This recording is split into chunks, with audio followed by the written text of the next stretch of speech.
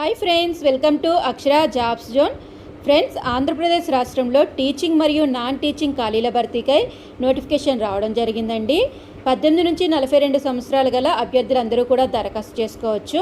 ఈ నోటిఫికేషన్ ద్వారా PGT, PRT, TGT, accountant ఇలా పలు రకాల ఖాళీలను భర్తీ చేస్తున్నారండి.